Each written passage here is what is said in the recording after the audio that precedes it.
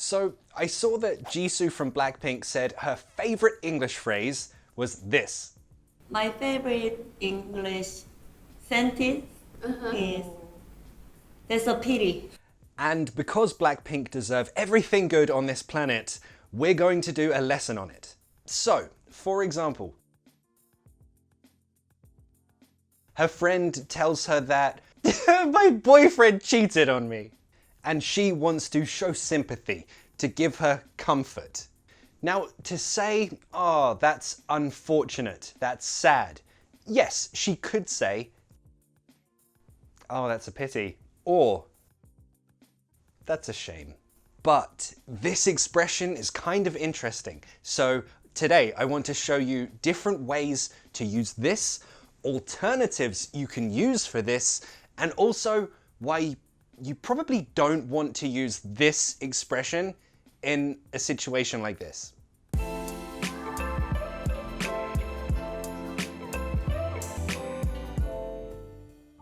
First, and this is why this is confusing.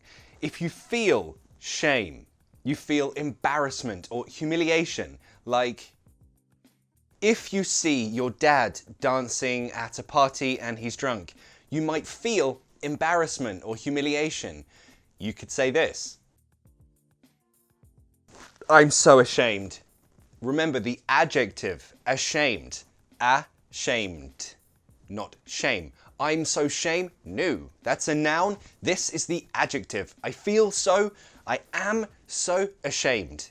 This adjective describes your feeling, but the situation is shameful. Oh, this is so shameful. Describe the feeling. I feel ashamed. To describe the situation, this is shameful. You are shameful. You cause embarrassment. You cause humiliation. Shame. And pity, that's different. To feel pity for someone means you feel sad because of their bad situation. Like, if his friend doesn't have a job, doesn't have anything, I don't know, doesn't have anything good in her life, he might feel sad for her situation.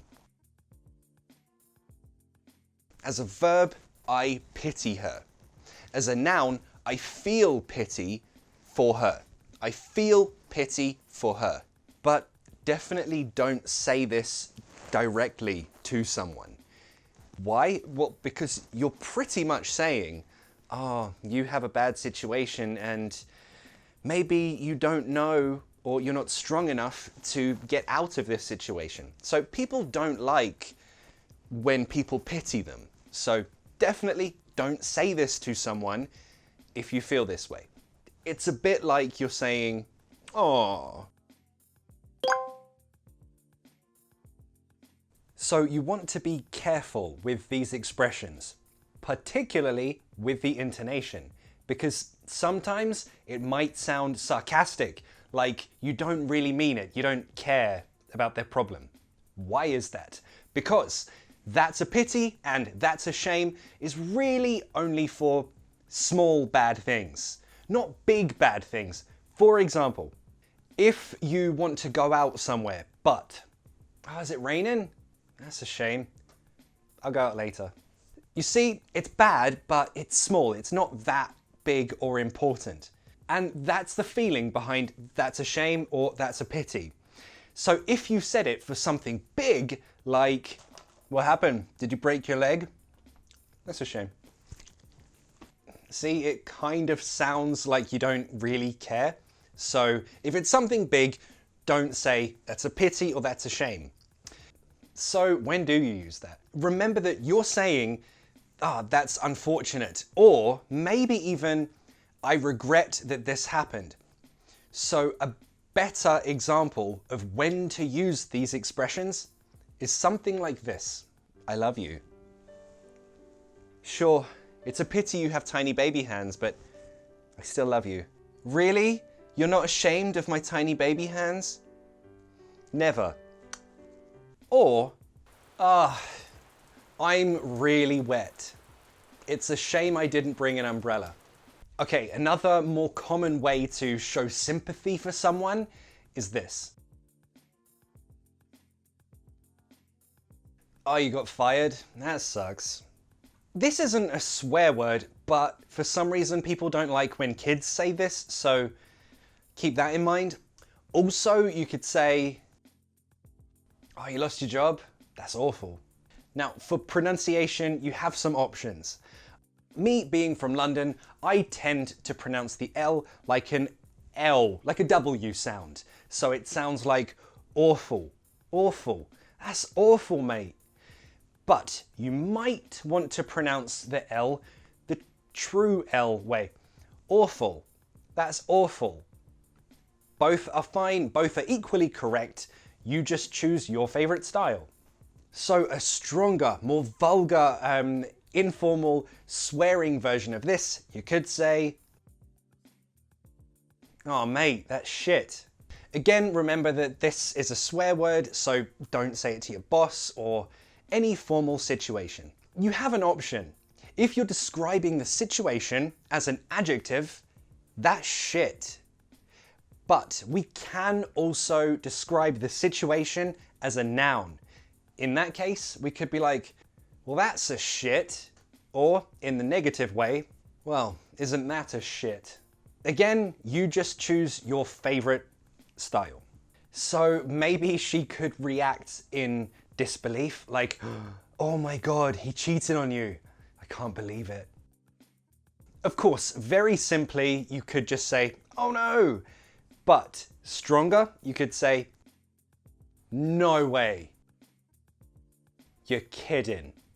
Are you kidding me? The stressed word should be kidding, right? So that is where the emphasis comes. You're kidding. Are you kidding me? Sometimes I hear students say like, are you kidding me? No, just be careful. That is where the stress is. The strongest level of disbelief, again, this is vulgar, informal. Don't use it around your boss, teacher, formal situations. It's not safe. You could say this. Are you fucking kidding me? The stress is obviously on the strongest word, so it's here. Are you fucking kidding me? Say it with me, let's do pronunciation. Are you fucking kidding me? What I like to do with that last one, I extend the fucking, so it's like, are you fucking kidding me? Play with it, be creative, language is for fun. Okay, what if someone dies? How do you show sympathy? The most standard thing to say when someone dies is, I'm so sorry. That's it. You don't need anything extra. Again, you have options. I'm sorry, I'm so sorry, or I'm sorry to hear that. Doesn't matter if you read it in a text message, that's the expression. I'm sorry to hear that. Or the super formal version would be, my condolences. This is more common for written things like, so in an email, card, but usually, commonly, say this and you'll be fine. But again, that's a big thing, right? So that's a pity, that's a shame. That would sound like you're being sarcastic again. Oh, your whole family died? That's a pity. So definitely not for that situation. If you did something bad and you need to apologize, very easily, you can say these. Of course, you can say sorry, but other options could be, oh, this is yours, my bad, sorry. Or if you did something really bad, you could say, oh no, I think I just gave your dog COVID. I'm ever so sorry. So that is for something really big. There are many other options and I made a whole video about ways to apologize. You can click here to see that whole thing. Okay, your friend is sad. You want to help them feel happy again, feel good again. What can you say? Don't worry, or hey, cheer up. Sometimes this can sound sarcastic too, so I would recommend don't use this one too much. Use a different one. It's gonna be okay. Don't worry, it's all gonna work out. Now, a good phrasal verb, work out, yes. Like in the gym. When you train in the gym, you work out. But when you want to say, this thing will be good in the future, or it will have a happy ending, it will work out.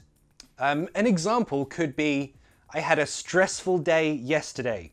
I had lots of work, but everything worked out. In the end, everything was good. It's all gonna work out. It's gonna be okay. Cheer up. Don't worry. For this situation, you can say don't worry, but not no worries. No worries replaces it's not a problem. So you can see that doesn't work well in this situation. Use no worries for like a response to thank you. You want to say nah, no problem, or you're welcome. That would be good, not for this. For no worries, I've put that in a different video. You can see that, click here.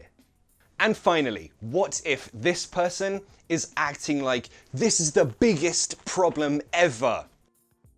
But actually, in reality, this problem is tiny, it's small, it's nothing, it's so stupid.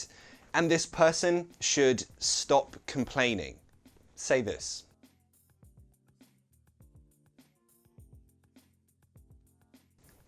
My girlfriend broke up with me a year ago. Oh my God, get over it, mate. To get over something. You might remember this phrasal verb. It means to remove all of your bad feelings about something that happened and forget about it, continue with your life. Get over it.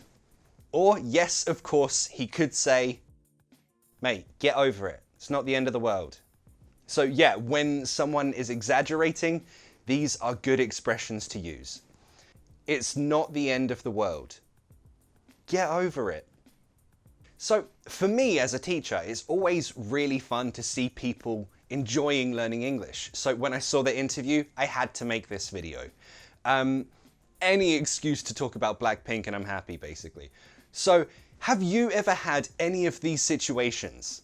Have you ever had to say a similar expression in your language? Let me know in the comments what happened, which expression did you use, and how would you say it in English? Also, this lesson, this is in my Ultimate English ebook. You can download it, the link is in the description. And I'll see you in the next class.